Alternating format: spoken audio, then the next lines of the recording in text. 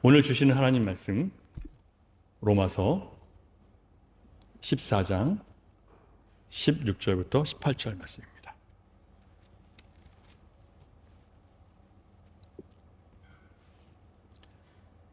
로마서 14장 16절부터 18절 말씀 우리 앞에 화면 보시면서 같이 읽겠습니다. 시작.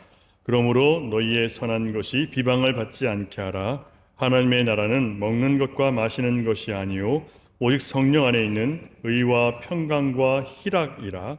이로써 그리스도를 섬기는 자는 하나님을 기쁘시게 하며 사람에게도 칭찬을 받느니라. 아멘.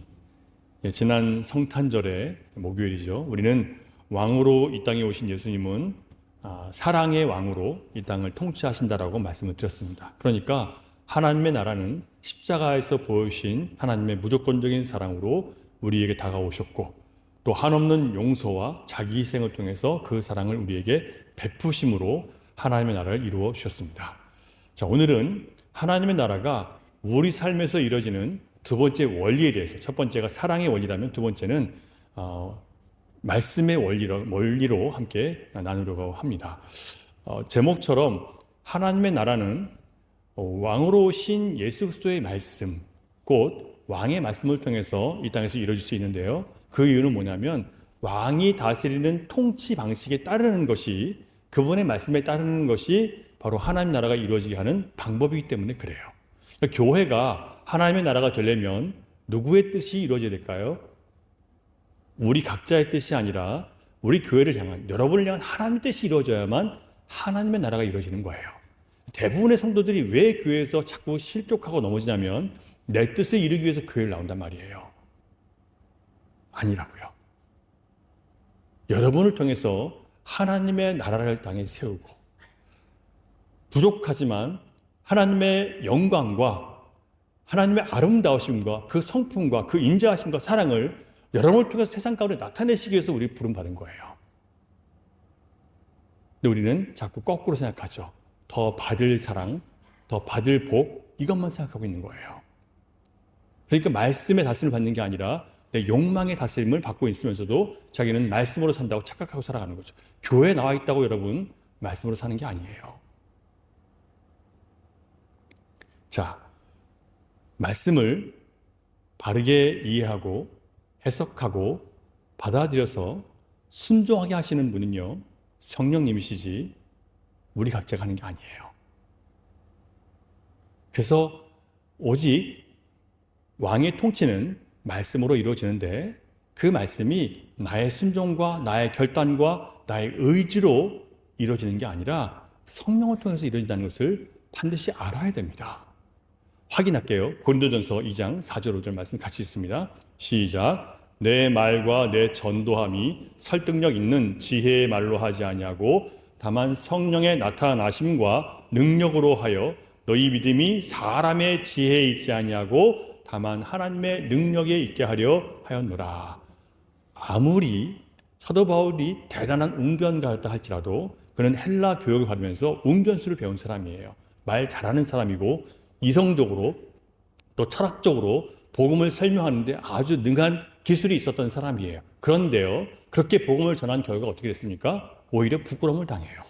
왜냐하면 복음에는요, 사람의 이성으로 이해시킬 수 있는 부분이 아닌 부분들이 신비한 영역이 분명히 들어있어요.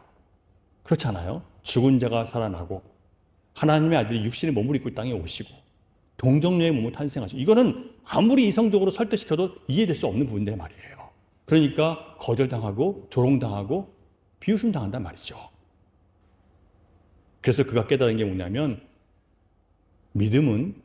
너희의 믿음은 사람의 지혜 또는 나의 말의 설득력과 나의 웅변의 화려함, 나의 설득하고 이해시키는 나의 능력이 아니라 오직 하나님의 능력이 달려있다. 그렇게 고백하는 거예요. 자, 그러면 여러분이 예수를 믿게 된 것이 여러분의 지성과 이성과 여러분의 마음을 가지고 예수님을 믿게 된 것입니까? 아니면 성령의 능력이 있어서 믿게 된 겁니까? 성령의 능력이 있기 때문에 믿어진 거란 말이에요.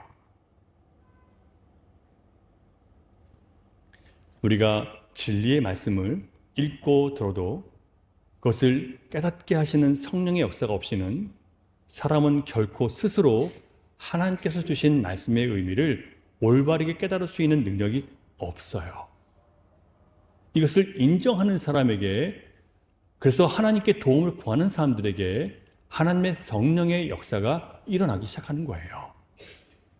그래서 사도 바울과 같은 대단한 성경학자도, 하나님 말씀에 붙잡혔던 사람도 이런 고백을 해요. 고린도전서 2장 9절부터 10절 말씀 보겠습니다. 시작. 기록된 바 하나님이 자기를 사랑하는 자들을 위하여 예비하신 모든 것은 눈으로 보지 못하고 귀로 듣지 못하고 사람의 마음으로 생각하지도 못하였다 함과 같으니라. 오직 하나님이 성령으로 이것을 우리에게 보이셨으니 성령은 모든 것 곧 하나님의 깊은 것까지도 통달하시느니라. 하나님께서 택하신 자들을 위해 예비하신 복음, 구원, 하나님의 사랑, 능력, 섭리, 역사, 이런 것은요, 눈으로 보지 못하고 귀로 듣지 못하고 사람의 마음으로 스스로 생각하고 이해할 수 없다는 뜻이에요. 누가 하신다고요? 오직 성령께서만. 자, 성경의 저자가 누구세요?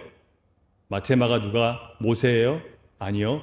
하나님의 감동으로 됐어요. 영으로. 하나님의 성령께서 쓰신 거예요. 사람에게 감동 오셔서 저자는 하나님이신 거예요.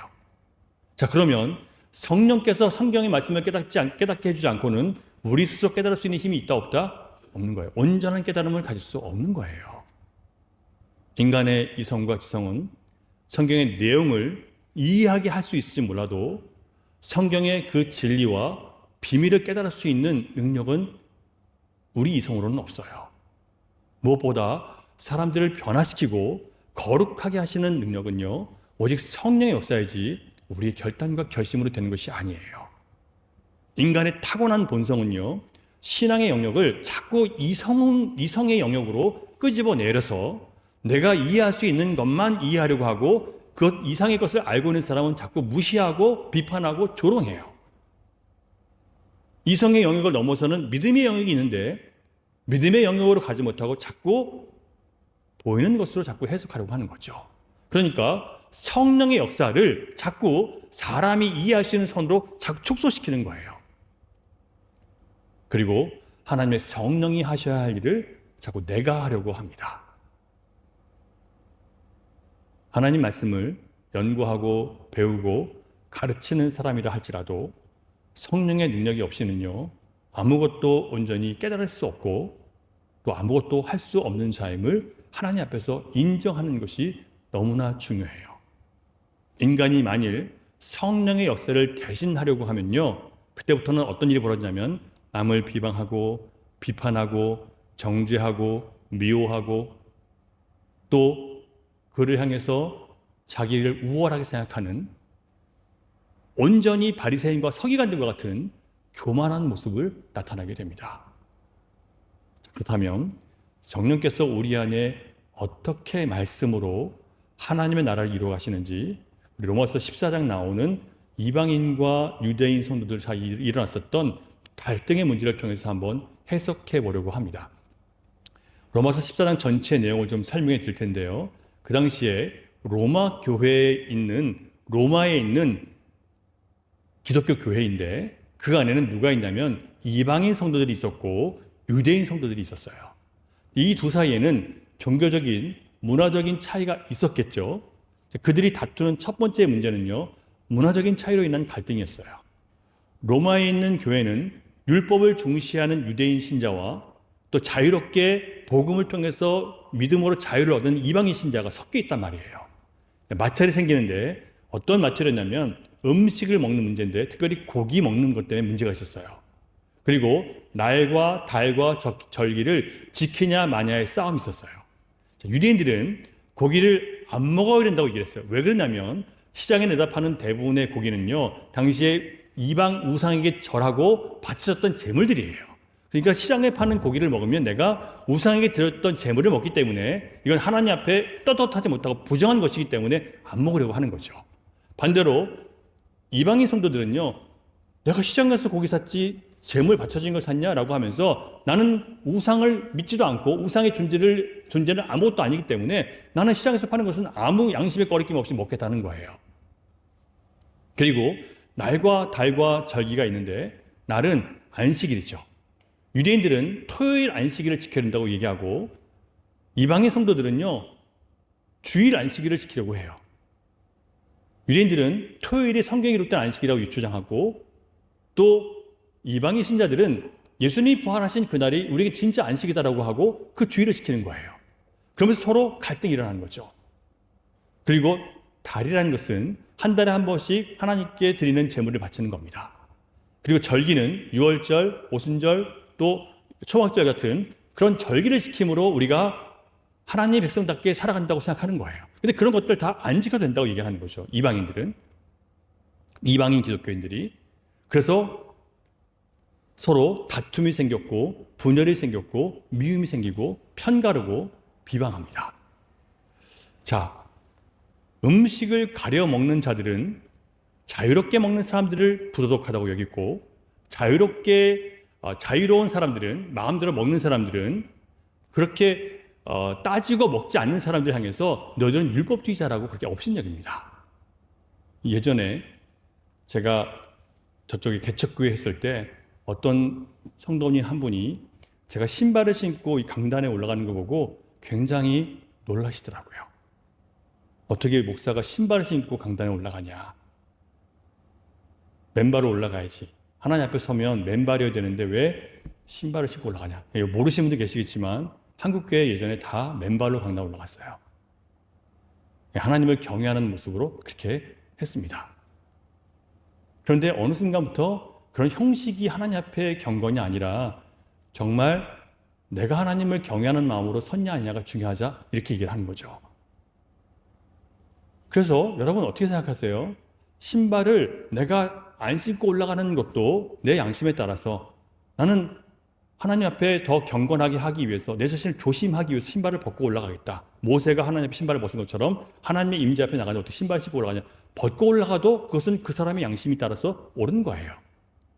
만약에 그 사람이 나는 신발을 벗고 올라가도 내 마음이 주님을 향해 있고 나는 정말 주님을 경외하기 때문에 신발은 중요하지 않다는 생각에 신발 신고 올라가도 그 사람의 신앙대로 중요한 겁니다. 서로가 어떻게 해요? 네 신앙은 잘못됐다고 판단하기 시작한 다음부터 거기서부터 갈등이 시작되는 겁니다. 자, 여기서 질문할 것이 있습니다. 여러분 구원을 어떻게 받으셨어요? 믿음으로 받으셨습니까? 아니면 착하게 살아서 받으셨습니까? 너무 쉽죠? 믿음으로 받으셨잖아요. 자, 그렇다면 시장에서 나오는 고기는 우상의 제물이기 때문에 먹지 않고 채소만 먹는다면 그러면 더 우리를 의롭게 하고 더 천국에 가까이 가게 할 수 있는 그런 행위가 될까요? 성경에 돼지는 부정한 동물이라고 해서 안 드시는 분들이 계시더라고요. 지금 이 시대 교회들 중에서도 돼지는 안 먹는다고 하시는 분들 계세요. 그럼 그 사람이 더 깨끗해지는 건가요? 죄가 덜 있는 건가요? 반대로 믿음으로 무엇인지 먹을 자유가 있다고 하면서 각자 믿음의 의견을 따라서 먹지 않기를 택한 사람들을 향해서 저 믿음 없는 것들 라고 비판하고 그들의 신앙을 비우는 것이 그런 성숙한 믿음이라고 할 수 있을까요? 그것도 아니잖아요. 자, 우리가 하나님의 자녀가 된 것이 안식일, 주일을 지키고 또 여러 가지 절기를 지켜서 하나님 자녀가 된 것입니까? 아니면 성경대로 오직 예수의 은혜를 믿음으로 우리는 하나님 자녀가 됐습니까? 당연히 믿음으로 은혜로 우리는 자녀가 됐죠.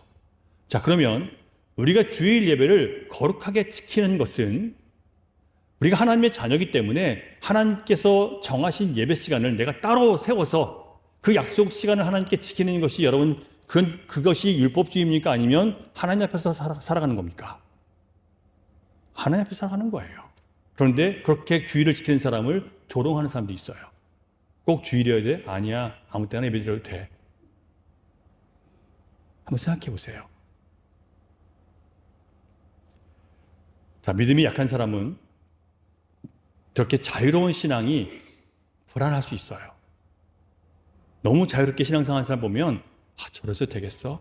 그리고 자기가 그렇게 하기 시작하면 불안할 수 있습니다.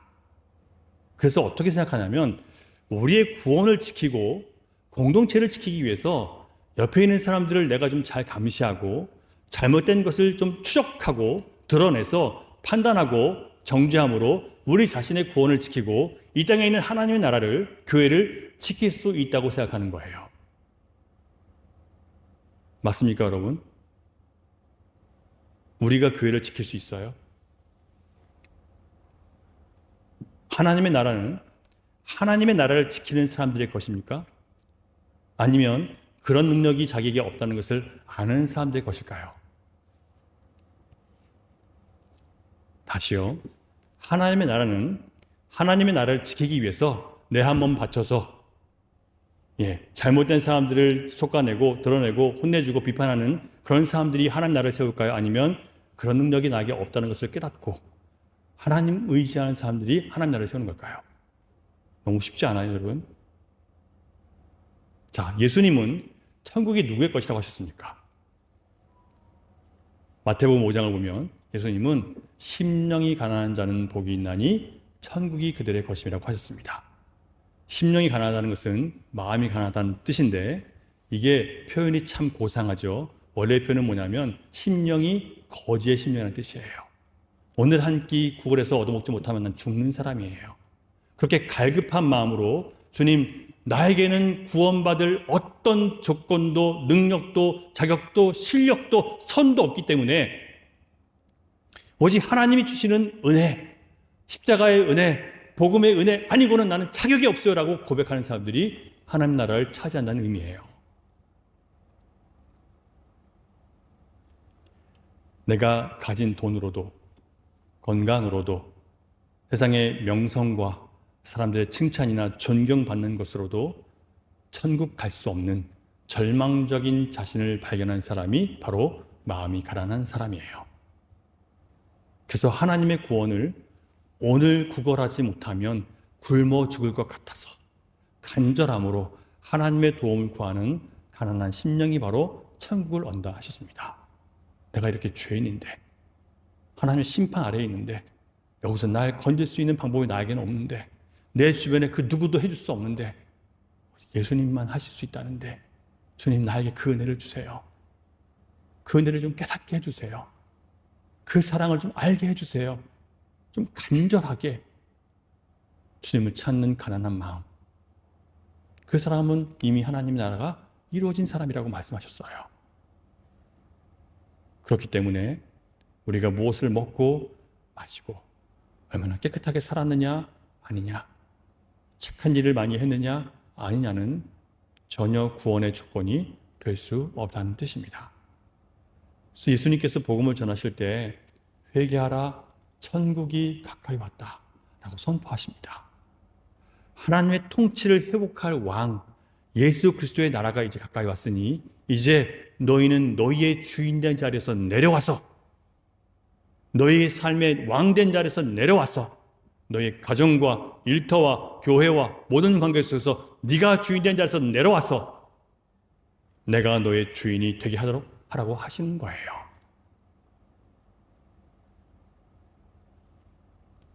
그렇지 않으면 도끼가 나무 뿌리에 놓여서 생명의 근원을 치는 것처럼 너희는 아무 소망이 없다. 그렇게 예수님 말씀하십니다.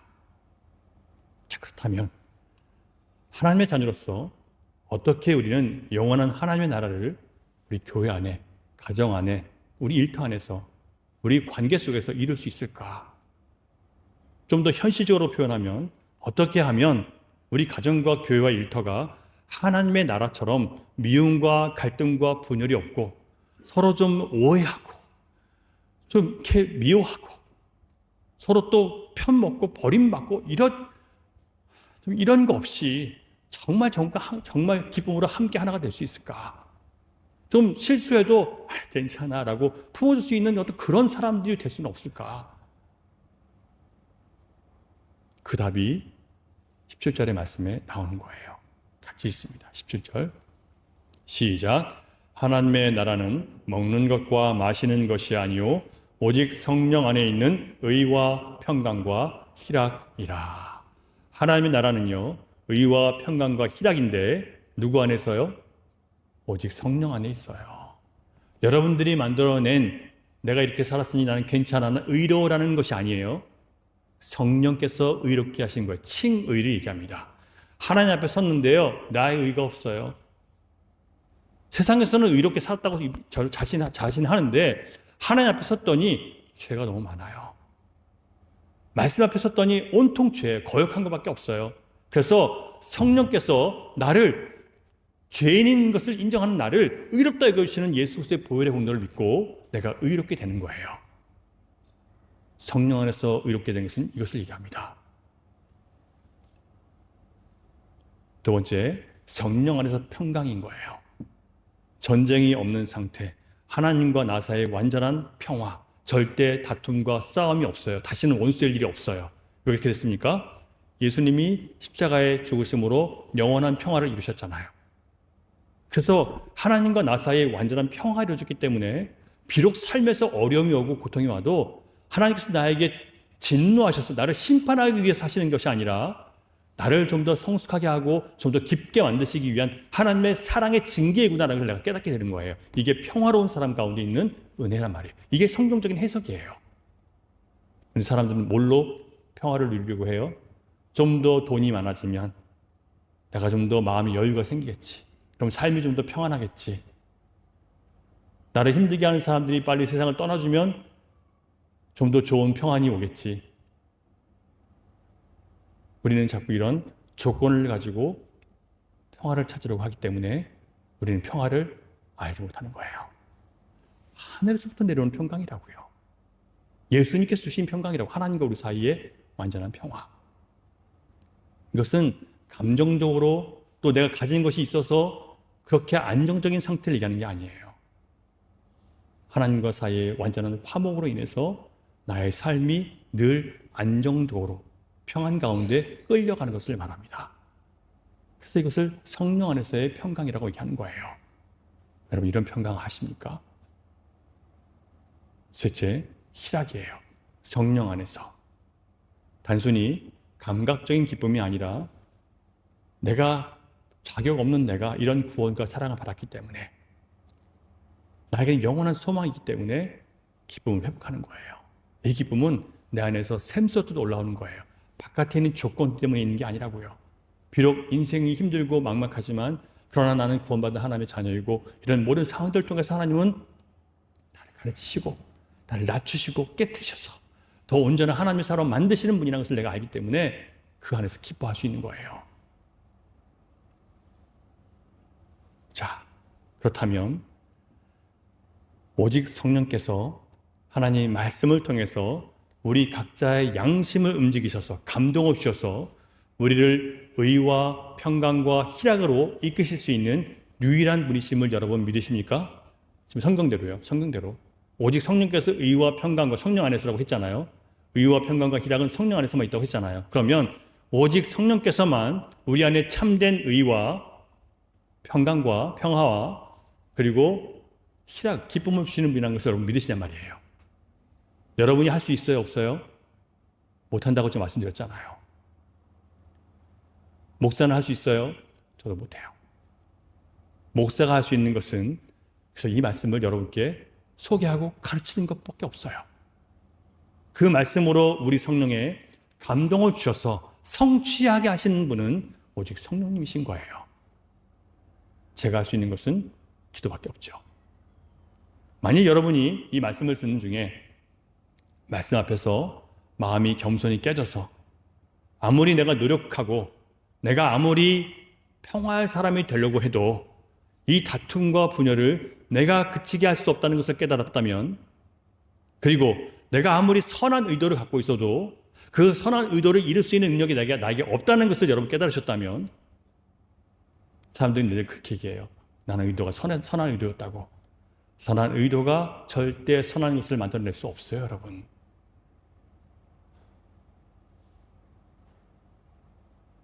오직 성령만이 선을 이룰 수 있어요. 이걸 깨달아야 돼요. 그래서 오직 성령께서 말씀으로 각 사람 안에 감동과 감화를 주시고 설득하고 책망하시고 또 용서하심으로 의와 평강과 희락을 이룰 수 있다는 것을 알게 되셨다면 우리 이제 다른 사람들을 향한 비판과 미움과 비방을 멈춰야 되는 거죠. 왜? 그 사람도 그렇게 할 수 있는 실력이 없단 말이에요. 나도 없는 것처럼. 자, 여러분, 나도 나 자신을 바꿀 수 없는데 내가 다른 사람들을 바꿀 수 있다고요? 우리는 다른 사람의 말이나 행동을 고치면 마치 하나님 나라가 이루어질 것처럼 착각해요. 어떤 사람이 믿음으로 사느냐 아니냐를 자꾸 내가 감시하고 판단하려고 합니다. 그래서 비방하는 말이 하고 정죄하는 말이 나고 판단하죠. 그리고 너의 판단은 잘못했다라고 시비를 걸고 따져요. 그 사람을 고치려고 한단 말이죠. 그러면 하나님의 나라가 이루어질까요? 로마서 14장 1절부터 5절 말씀 보겠습니다. 같이 읽어요. 시작. 믿음이 연약한 자를 너희가 받되 그의 의견을 비판하지 말라. 어떤 사람은 모든 것을 먹을 만한 믿음이 있고 믿음이 연약한 자는 채소만 먹느니라. 먹는 자는 먹지 않는 자를 업신여기지 말고 먹지 않는 자는 먹는 자를 비판하지 말라. 이는 하나님이 그를 받으셨음이라. 남의 하인을 비판하는 너는 누구냐? 그가 서 있는 것이나 넘어지는 것이 자기 주인에게 있음에 그가 세움을 받으리니 이는 그를 세우시는 권능이 주께 있음이라. 어떤 사람은 이날을 저날보다 낮게 여기고 어떤 사람은 모든 날을 같게 여기나니 각각 자기 마음으로 확정할지니라. 자, 믿음이 연약한 자가 먹고 마시는 것을 가지고 또는 나를 지키고 안 지키는 것에 대한 그런 의견을 갖고 있을 때 그 사람의 의견이 나와 다르다고 해서 비판하지 말라고 적혀 있어요. 모든 것을 먹을 수 있는 믿음을 가진 자나 믿음이 연약해서 채소만 먹는 자라도 그의 의견과 행동을 비판받지 말아야 된다고 분명히 기록하고 있어요. 왜? 하나님이 그를 받으셨기 때문에. 어떻게 받으셨어요? 예수를 믿는 믿음 안에서 그를 받아주셨단 말이에요. 하나님이 받으셨는데 하나님이 주인이신데 하나님이 그의 구원자신데 네가 뭔데 남의 하인을 판단하냐고 하나님 말씀하시잖아요. 성경이. 쉽게 말하면 하나님께서 언제 너에게 내가 그를 가르치고 그를 고치고 그를 깨닫게 할 권세를 주셨냐라고 물으시는 거예요. 저 목사입니다. 가르칠 영적인 권세를 받은 사람이에요. 하지만 받지 않으려고 하는 사람에게는요, 아무것도 할 수 없어요. 해봐도 유익이 되지 않아요. 그럼 포기하느냐? 아니요. 그가 서든지 넘어지든지 그를 세우시는 권능이 누구에게 있다고요? 그 사람이 서 있든 넘어져 있든 그를 세우시는 분은 하나님께 있다는 거예요. 그럼 내가 할 수 있는 게 없잖아요. 하나님께 맡기는 거죠. 여러분 그렇게 하시라는 얘기예요. 누구를 여러분이 말로 세울 수 있다? 착각하지 마세요. 부모가 자식에게는 할 수 있지만 교회 안에서 서로가 서로에게는 불가능해요, 여러분. 5절 결정적인 말씀이에요. 5절 시작. 어떤 사람은 이날을 저날보다 낮게 여기고 어떤 사람은 모든 날을 같게 여기나니 각각 자기 마음으로 확정할지니라. 더 낮게 여기는 사람이나 똑같이 여기는 사람이나 믿음이 있는 사람이나 없는 사람이나 각기 자기 마음으로 확정된 대로 내버려 두라는 거예요. 그걸 내가 고치려고 하지 말라는 얘기예요, 여러분. 그래서 저는 제 역할은 여기까지라고 포기하는 겁니다. 이제부터는 누가 하셔야 돼요? 성령께서 하셔야 되는 거예요.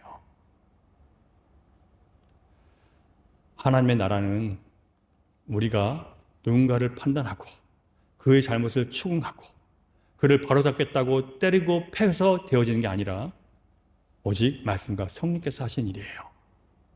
하나님의 나라는 그런 상황에서 나는 하나님의 정의 앞에 바르게 서 있는지 나를 확인하는 거예요. 연약한 자의 의견과 행동을 판단하고 비방하지 말고 말씀 앞에 내가 바르게 서 있는지 확인하는 것이 하나님 나라를 이루는 방법입니다. 하나님의 나라는 절대 잘못한 사람을 몰아세워서 그가 잘못했다는 것을 자백하게 함으로써 세워지는 것이 아니에요. 11절, 12절 말씀 읽겠습니다. 11, 12절 시작. 기록되었을 때 주께서 이르시되 내가 살았노니 모든 무릎이 내게 꿇을 것이요 모든 혀가 하나님께 자백하리라 하였느니라. 이러므로 우리 각 사람이 자기 일을 하나님께 직구하리라. 그 사람의 잘못은 누구에게 하는 거예요? 여러분이 지적했다고 여러분 앞에 자백하는 게 아니라 각기 하나님 앞에 그 사람이 직접 구하는 거예요. 신부처럼 내 앞에서 잘못을 고백하게 하려고 하지 마세요. 여러분, 하나님의 나라는 회개가 계속해서 나오는 것이지 비판과 정죄가 나오는 것이 아닙니다. 저와 여러분 안에, 그리고 우리 교회 안에 자기 자신에 대한 진실한 회개와 서로 용납하고 사랑으로 모든 허물을 덮어주는 화평하게 하는 성령 역사가 풍성하기를 주님의 이름으로 축원하며 말씀을 전합니다. 기도하겠습니다.